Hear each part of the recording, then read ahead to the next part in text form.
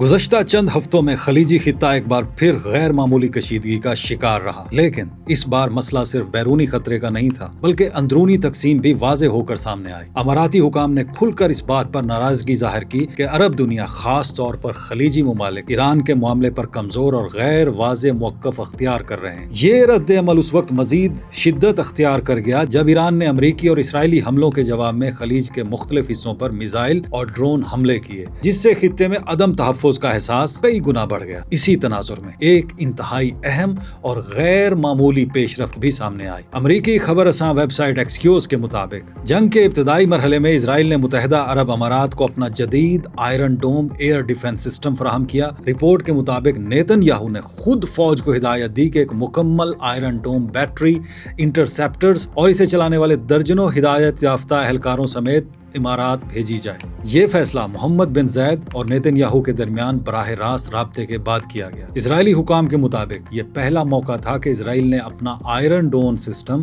کسی دوسرے ملک میں تعینات کیا ہو۔ یہ واقعہ نہ صرف امارات اور اسرائیل کے بڑھتے ہوئے دفاعی تعلقات کو ظاہر کرتا ہے بلکہ خلیجی سیکیورٹی کے ڈھانچے میں ایک بڑی تبدیلی کی نشاندہی بھی کرتا ہے۔ فنانشل ٹائمز نے مزید انکشاف کیا کہ اسرائیل نے اسپیکٹرو نامی سرویلنس سسٹم متحدہ عرب امارات کو فراہم کیا جو تقریباً 20 کلومیٹر کے فاصلے سے آنے والے ڈرونز، خصوصاً شاہد ڈرونز کی نشاندہی کرنے کی صلاحیت رکھتا ہے۔ فنانشل ٹائمز کے مطابق اس کے علاوہ اسرائیل نے اپنے بیم لیزر دفاعی نظام کا ایک ورژن بھی فراہم کیا جو قلیل فاصلے تک مار کرنے والے راکٹس اور ڈرونز کو تباہ کرنے کی صلاحیت رکھتا ہے۔ یہی وہ لمحہ تھا جہاں ایک متحد خلیجی بلاک کی امید مزید کمزور پڑ گئی۔ خطرہ مشترکہ تھا لیکن رد عمل مشترکہ نہیں تھا۔ ہر ریاست نے اپنی ترجیحات، اپنے مفادات اور اپنے خطرات کے حساب سے الگ راستہ چنا۔ امارات نے ایک طرف ایران کے ساتھ اپنے معاشی اور سماجی روابط محدود کرنے کی کوشش کی تو دوسری طرف اسرائیل کے ساتھ دفاعی تعاون بڑھا کر اپنی سیکیورٹی کو مضبوط بنانے کی کوشش کی۔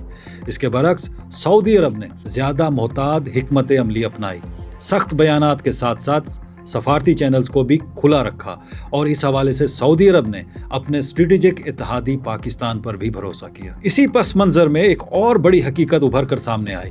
خلیجی ممالک کو یہ احساس ہونے لگا کہ امریکہ جو دہائیوں سے ان کی سیکیورٹی کا بنیادی ستون سمجھا جاتا تھا، اب پہلے جیسا قابل اعتماد محافظ نہیں رہا۔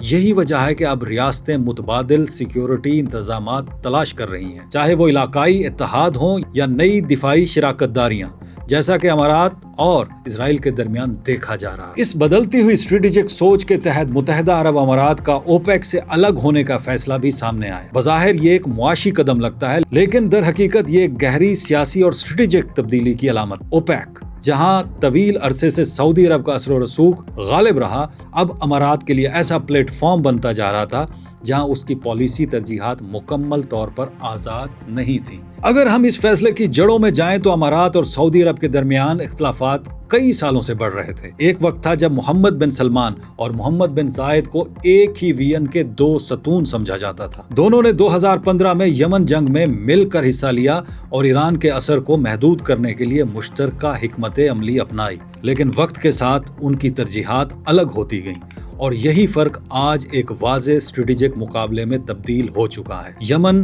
اس اختلاف کی پہلی بڑی مثال تھا۔ سعودی عرب نے حوثیوں کے خلاف جنگ کو اپنی قومی سیکیورٹی کا مسئلہ سمجھا، جبکہ امارات نے آہستہ آہستہ اپنی توجہ جنوبی یمن میں اپنے اثر و رسوخ کو مضبوط کرنے پر مرکوز کر دی۔ 2025 میں سعودی عرب، یو اے ای اور یمن میں معاملات اس وقت شدت اختیار کر گئے جب یو اے ای کی حمایت یافتہ ایس ٹی سی نے یمن کے جنوبی صوبوں میں پیش رفت کی۔ سعودی عرب نے معاملہ یہاں تک بڑھایا کہ اس نے مکلا کی بندرگاہ پر اماراتی اتحادیوں اور ان کے فوجی ساز و سامان کو نشانہ بناتے ہوئے فضائی حملے کیے۔ اسی دوران اسرائیل کی جانب سے صومالی لینڈ کو تسلیم کرنے کے اقدام نے سعودی عرب اور متحدہ عرب امارات کے درمیان بد اعتمادی کو مزید گہرا کر دیا۔ سعودی قیادت نے اس اقدام کو خطے کے لیے غیر مستحکم قرار دیا اور اسے امارات کی ممکنہ شمولیت یا حمایت سے جوڑا۔ نتیجتاً دونوں दोनों ममालिक के दरमियान तकरीबन 2 माह तक सख्त लफ्जी जंग जारी रही, जो ज्यादातर सोशल मीडिया पर नजर आई। इसके साथ साथ वाशिंगटन में भी एक सफारती मुहिम चलाई गई,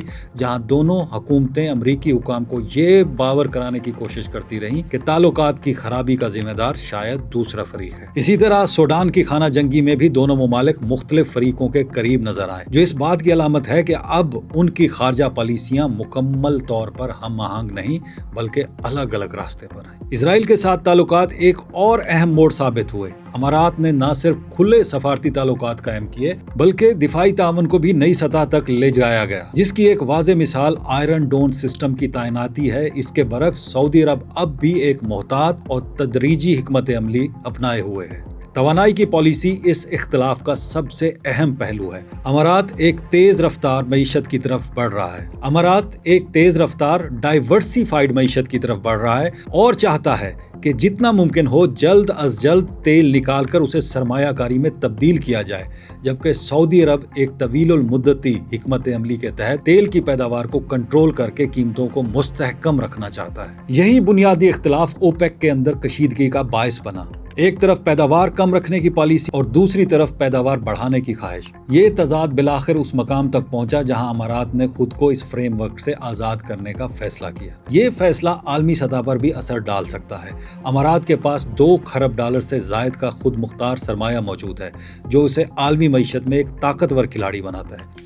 अगर वो अपनी तेल की पैदावार बढ़ाता है तो इससे आलमी मार्केट में सप्लाई बढ़ सकती है और कीमतों में दबाव बढ़ सकता है, खास तौर पर एक ऐसे वक्त में जब आलमी मईशत पहले ही गैर यकीनी सूरत हाल से गुजर रही है। अरब अमारात की ताकत सिर्फ तवानाई तक महदूद नहीं, उसने तिजारत, फाइनेंस, एविएशन और टेक्नोलॉजी के शोबों में भी खुद को एक आलमी मरकज के तौर पर मनवाया है। अमारात के बैनुल अक़वामी ताल्लुकात भी एक ही सिमत में महदूद नहीं, वो बैक वक्त अमेरिका, चीन, भारत और हत्ता के ईरान के साथ भी ताल्लुकात बरकरार रखता है। यही मल्टी अलाइनमेंट हिकमत अमली अमारात को एक मुनफरिद मकाम देती है। यही वजह है कि वो रिवायती इत्तेहादियों से हटकर अपनी अलग राह अख्तियार कर रहा है। कुछ तज्जियाकारों के मुताबिक अगर यही रुझान जारी रहा तो अमारात मुस्तकबिल में दीगर इलाकाई तंजीमों से भी फासला अख्तियार कर सकता है, अगर वो उनके स्ट्रेटेजिक मफादात से हम आहंग ना हो। आखिरकार ये तमाम पेशरफ्त एक बड़े जियोपॉलिटिकल रुझान की निशानदही करती है। मशरिक़ वुस्ता अब एक ऐसे दौर में दाखिल हो चुका है जहाँ रिवायती इत्तेहाद कमजोर हो रहे हैं और रियासतें अपनी बका,